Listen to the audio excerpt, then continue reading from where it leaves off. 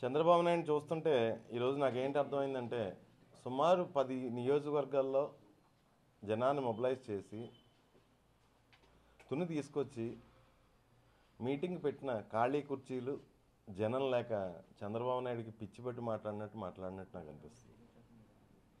నిజంగా ఈరోజు చంద్రబాబు నాయుడు పిచ్చి పెట్టి మాట్లాడినట్టే అనిపిస్తుంది నాకు. ఎందుకంటే గతంలో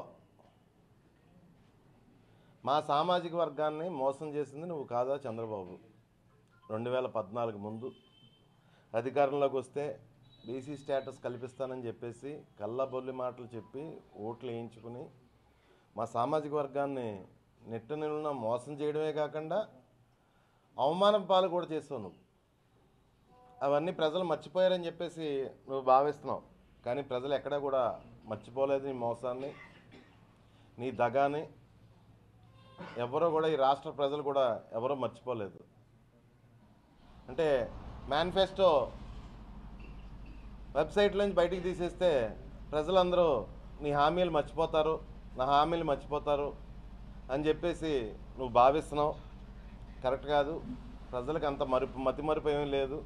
ప్రజలు ప్రతి విషయాన్ని కూడా గుర్తుపెట్టుకుంటారని చెప్పి తెలియజేసుకుంటున్నాను. ఒక మాట అయితే చెప్పగలను, సంక్రాంతి తర్వాత తెలుగుదేశం పార్టీలో నాయకులు ఎవరు ఉండరు. తెలుగుదేశం పార్టీ ఖాళీ అవ్వబోతుంది సంక్రాంతి తర్వాత. కనీసం అభ్యర్థులు నిలబెట్టుకోవడానికి కూడా నీకు అభ్యర్థులు దొరకని పరిస్థితి వస్తుంది సంక్రాంతి దాటిన తర్వాత తెలుగుదేశం పార్టీకి అని చెప్పి నేను తెలియజేసుకుంటున్నాను. అదేవిధంగా ఇందాక నువ్వు మాట్లాడుతూ ఏదో 2000 సంవత్సరంలోనే పరిపాలన చేసినట్టు నువ్వు, ఆ తర్వాత ఏదో నువ్వేదో పరిపాలన చేయనట్టు, 2014 నుంచి 19 వరకు ఈ రాష్ట్రంలో నీ దోపిడీ పరిపాలనే సాగింది. 2014 నుంచి 19 అన్న మాట ఎత్తగానే ప్రజలకు నీ దోపిడీ పరిపాలన గుర్తొస్తుందని చెప్పేసి నువ్వు ఆ పదం ఎత్తట్లేదు. 2014 నుంచి 19 వరకు నేనే పరిపాలించానని ధైర్యంగా నువ్వు చెప్పలేకపోతున్నావు.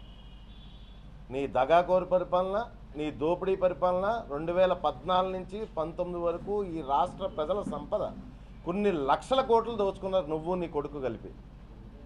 ఒకవేళ పొరపాటున 2014-19 చెప్తే ఈ రాష్ట్ర ప్రజలందరికీ నీ పరిపాలన గుర్తొస్తుందని అది గుర్తు చేయట్లేదు నువ్వు. ఇంకో మాట చెప్పదలుచుకున్నాను నేను. ఈ రాష్ట్రంలో టాయిలెట్స్ నేనే కట్టాను, ఈ రాష్ట్ర ప్రజలకి బాత్రూమ్స్ టాయిలెట్స్ నేనే తెచ్చాను అని చెప్పేసి మాట్లాడుతున్నాను. 2014 నుంచి 19 వరకు స్వచ్ఛ భారత్ స్కీమ్లో సెంట్రల్ గవర్నమెంట్ టాయిలెట్స్ ఇస్తే ఆ టాయిలెట్స్లో మీ ఎనుమలు అంటే రాయలసీమలో పశువు ఎనుమల అంటేని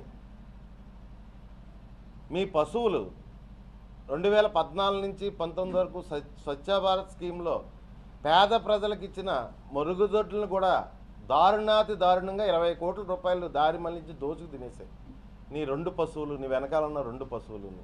అంత అవినీతి చేశారు తుని నియోజకవర్గంలో. అదేవిధంగా నా గురించి మాట్లాడుతున్నావు, నా భూముల గురించి నువ్వు మాట్లాడుతున్నావు. 1975లోనే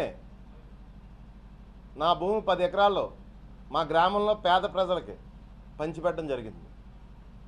1975లోనే. 75కి నేను ఇంకా పుట్టలేదు, మా తండ్రులు తాతలు పంచిపెట్టడం జరిగింది. అప్పుడు నీ పొజిషన్ ఏంటో చెప్పనా? చంద్రబాబు నాయుడు తిరుపతి బస్ స్టాండ్లో జేబులు కొట్టుకునేవాడు నువ్వు. అది నేను అన్న మాట కాదు, నాదెండ్ల భాస్కర్రావు. ఎవరో గుర్తుందా? నాదెండ్ల భాస్కర్రావు ఈ రాష్ట్రంలో తెలుగుదేశం పార్టీ అధ్యక్షుడు ఎన్టీ రామారావుని దారుణంగా వెన్నుపోటు పొడిచింది ఇద్దరు. ఒకడు నాదెండ్ల భాస్కర్రావు, రెండోవాడు నువ్వు. మొదటోడు ప్రభుత్వాన్ని మాత్రమే లాక్కున్నాడు, నువ్వైతే ప్రభుత్వాన్ని పార్టీని కూడా వెన్నుపోటు పొడిచి లాక్కున్నావు నువ్వు ఎన్టీ రామారావు దగ్గర. గుర్తొచ్చిందా బాబు? ఆయనే చెప్పాడు 1975 ప్రాంతంలో తిరుపతి బస్ స్టాండ్లో నువ్వు జేబులు కొట్టేవాడు అని చెప్పేసి, చంద్రబాబు నాయుడు జేబులు కొట్టేవాడు అని చెప్పేసి.